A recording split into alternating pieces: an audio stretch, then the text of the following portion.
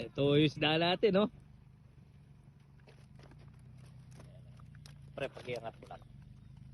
Hindi, yung sa ilalim. Tingnan lang natin. Yun, no?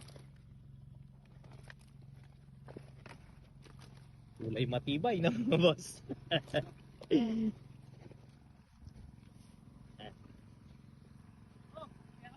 Oh, ano yung boss?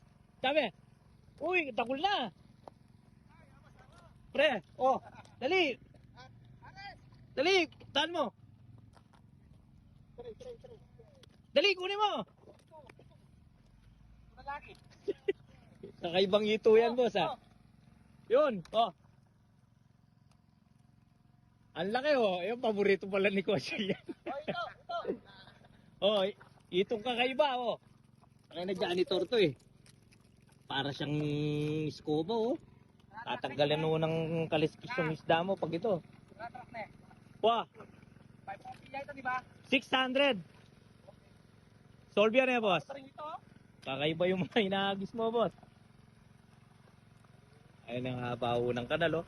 Parang control na taas ng digi ng fish pan na to. Talagang hindi mo masabing hindi mo siya galalaki ng ganito dahil talagang malaki yung tubig pagbaha dito sa Candababi.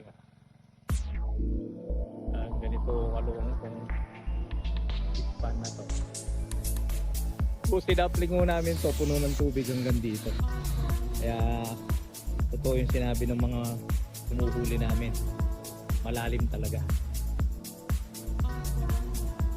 So, yung pambomba niya, disipa. At tapos binobomba lang doon. Ang lakas bumaba ng tubig. Iba yung disenyo ng disipa niya. May pangalan na pala kagad yung bulig. Nasaan?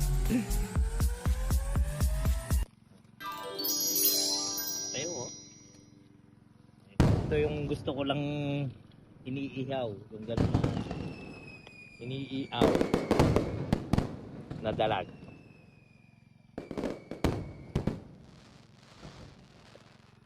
Ayan, lapit na ho tayong matapos nito dahil alas 5:09 na. Tapos na tayo. O, sino naman yan?